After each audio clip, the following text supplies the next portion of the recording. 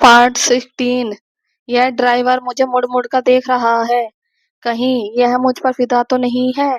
यदि ऐसा हुआ तो मेरा काम और भी आसान हो सकता है। मैं इस बंधन से आजाद हो सकती हूँ। लेकिन मैं भाग कर जाऊंगी कहाँ? मुझे कौन बचाना चाहेगा? मैं तो एक खूनी और बदनाम महिला हूँ। नहीं, मैंने तो समाज से गंदगी को हटाया है। यह कैसी दुनिया है? यह कैसा समाज है? गंदगी को हटाना भी यहाँ पाप है। मैं तो निर्दोष हूँ, और जब मैं निर्दोष हूँ तो मुझे अपने प्राण की रक्षा अवश्य करनी चाहिए। यदि मैंने ऐसा नहीं किया तो मैं बुज़दिल कहलाऊंगी। पुलिस जीप तेजी से भागी जा रही थी, और मैं भी उसी गति से सोचती जा रही थी। तभी किसी ने मेरे कंधे पर हाथ रखकर पुनः हटा लिया। मैं जरा सी भी नहीं चौंकी। मैंने कनखियों से देख लिया था। मेरे कंधे पर हाथ रखने वाला कोई और नहीं, बल्कि एक पुलिस इंस्पेक्टर था। मैं थोड़ा मुस्कुराई, फिर अपने चिर परिचित मुद्रा में होठ दांतों से दबाते हुए बोली, इंस्पेक्टर साहब, क्या मैं आपको कातिल लगती हूँ? इंस्पेक्टर मुझे एकटक देखे जा रहा था, लेकिन जवाब में कुछ नहीं बोला। मैंने सोचा, बात ऐसे नहीं बनने वाली। ये पुरुष लोभी होते हैं। यह इंस्पेक्टर भी तो एक पुरुष ही है। मुझे भोगना भी चाहता है, और जेल की हवा भी खिलाना चाहता है। यही सोचते हुए मैंने अपनी टांगें फैला दी, और उसके पैर को धीरे धीरे अपने पैर से सहलाने लगी। अब मेरे चेहरे पर खूनी कैदी होने का भय या भविष्य में घटने वाली घटनाओं की दहशत नहीं थी। फिर मैं अपनी शर्ट के ऊपरी 3 बटन खोलकर ऊँघने का नाटक करने लगी। उस जीप में कुल 3 सिपाही थे, जो झपकी ले रहे थे। इंस्पेक्टर आंखें बंद कर मेरे स्पर्श का आनंद ले रहा था। तभी ड्राइवर ने मुझे चिकोटी काटी। मैंने उसकी आंखों में आंखें डालकर अपनी जीप को दोनों होठों के ऊपर गोल गोल घुमाया। ड्राइवर के मुंह में पानी आ गया।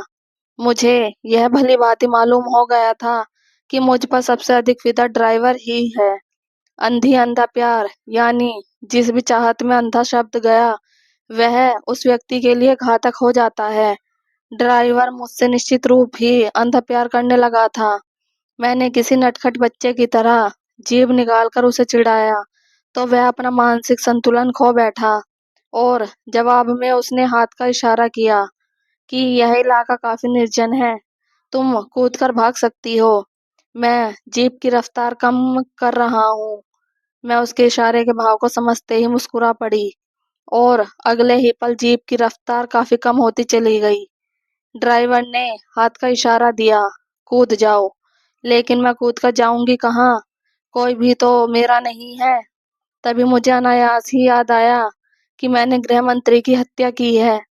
अदालत मुझे सजा देने में कंजूसी नहीं करेगी। उम्र कैद या फांसी तो निश्चित ही है। मैं निर्दोष होते हुए भी फांसी पर झूल जाऊंगी। क्या यह अच्छा होगा? मुझे चलती जीप से कूदना ही होगा। फिर मैं धीरे से कूदने के लिए जैसे ही आगे बढ़ी, इंस्पेक्टर की आंख खुल गई। वह कड़क कर बोला, कूद कर भागना चाहती थी? यह पिस्तौल देख रही है ना? खोपड़ी उड़ा दूंगा। मैं सीट पर पुनः बैठ गई। इंस्पेक्टर ड्राइवर को डांटने लगा, तुमने स्पीड क्यों कम कर रखी है? लगता है इसके तीखे नयनों ने तेरे ऊपर भी जादू कर दिया है। बेवकूफ, तू नहीं जानता यह भाग गई तो हमारा क्या हाल होगा। इंस्पेक्टर साहब, यदि मैं भागना चाहूंगी तो आप मुझे रोक नहीं सकते। मेरे यह कहते ही इंस्पेक्टर मुझ पर भड़क उठा, और पिस्तौल के पिछले हिस्से से मुझे पीटने लगा। मेरे हाथों में हथकड़ी थी। मैं गुस्से से बिफरती हुई बोली, दम है तो हथकड़ी खोल कर देख। तुमने क्या मुझे गृह मंत्री समझ रखा है? यह कहकर उसने मेरी हथकड़ी खोल दी।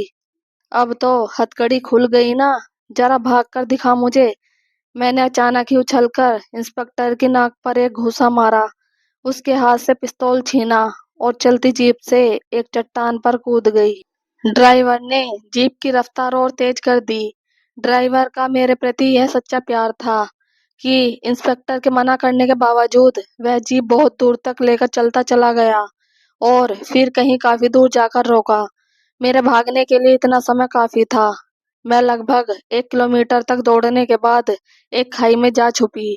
मात्र 3 पुलिस और एक इंस्पेक्टर मुझे भला कैसे ढूंढ पाते? मैं घंटों खाई में दुबकी बैठी रही, लेकिन मुझे अचानक जूते की आवाज सुनाई दे गई। मेरे पूरे बदन में एक सिरहन सी दौड़ गई। तभी किसी के खंखारने की आवाज आई। वह खाई के किनारे पर ही खड़ा था। मैंने उसे देखने के लिए जैसे ही सिर ऊपर की ओर उठाया, उसने मेरे मुंह पर थूक दिया। मैंने समझा कि उसने ऐसा जानबूझकर किया है। उसके सिर्फ जूते ही मुझे दिख रहे थे। इतने में ही एक हल्की सी बुदबुदाहट मुझे सुनाई दी। वह चकमा देकर कहाँ भाग गई। मैंने उसकी मदद न की होती तो क्या वह भाग निकलती। अब मैं समझ गई, यह ड्राइवर की ही आवाज है। इंस्पेक्टर सिपाहियों के साथ इधर ही कहीं होगा। हे ईश्वर, मेरी रक्षा करना। मेरा तुम्हारे सिवा कोई नहीं है। मैंने यह प्रार्थना सच्चे मन से की थी। आज मुझे महसूस हो रहा था कि जब व्यक्ति चारों तरफ से संकट में घिर जाता है तो वह ईश्वर के अस्तित्व को स्वीकार कर लेता है।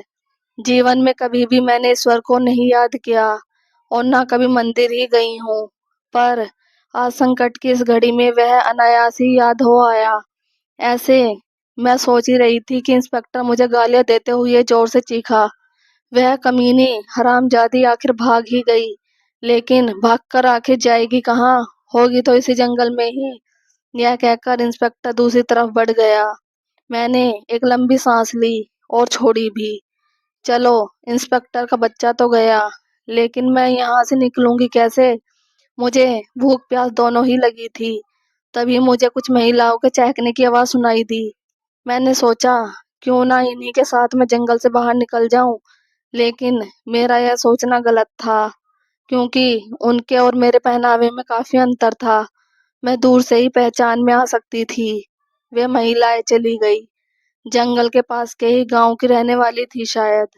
मैंने थोड़ी हिम्मत की और झाड़ियों में छुपते छिपाते सामने वाली सड़क के किनारे जाकर बैठ गई। मेरी चुस्त पैंट नीचे से सिलाई छोड़ चुकी थी। शर्ट के बटन तो पहले से ही खुले थे। इसी बीच मुझे दूर से ही एक जिप्सी आती दिखाई दी। वह बड़ी तेज रफ्तार से चली आ रही थी। मैंने बैठे बैठे ही उसकी ओर झुककर हाथ हिलाना शुरू किया तो वह जिप्सी मुझसे तकरीबन 2 गज की दूरी पर आकर रुकी। मैं जानबूझकर लंगड़ाती हुई जिप्सी के पास पहुंची और अंदर बैठे व्यक्ति से बोली, मेरी गाड़ी का एक्सीडेंट हो गया है, प्लीज मुझे आगे शहर तक छोड़ देंगे? वह आदमी शायद पहले से ही खींचा हुआ था। मुझ पर नजर टिकाते हुए बोला, अरे बाबा, किस शहर तक? आखिर उस शहर का कोई नाम भी तो होगा। यह कहते कहते जब उसकी नजर मेरे शर्ट से झांकते गोल गोल स्तनों पर पड़ी तो वह अचानक ही मुस्कुरा पड़ा। अच्छा ठीक है, तुम पीछे मेरे साथ वाली सीट पर आ जाओ।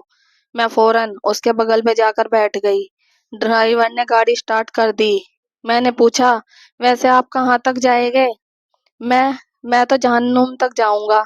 यह कहकर वह चुप हो गया। मैंने मन ही मन सोचा, अजीब आदमी है, पूछने पर उल्टा ही जवाब देता है। खैर कोई बात नहीं, ऐसे लोग ही मुझे सूट करते हैं। यही सब सोचते सोचते मैं उसको ऊपर से नीचे तक निहारने लगी। वह यही कोई 50-55 वर्ष का एक स्वस्थ व्यक्ति था। रंग उसका काला था, पर देखने में स्मार्ट था। लेकिन उसकी आंखों में एक अजीब सा खालीपन झलक रहा था। तभी मुझे मोबाइल की घंटी की आवाज सुनाई दे गई। वह बातें करने लगा। हाँ, मैं उस मनोचिकित्सक के पास से ही आ रहा हूँ।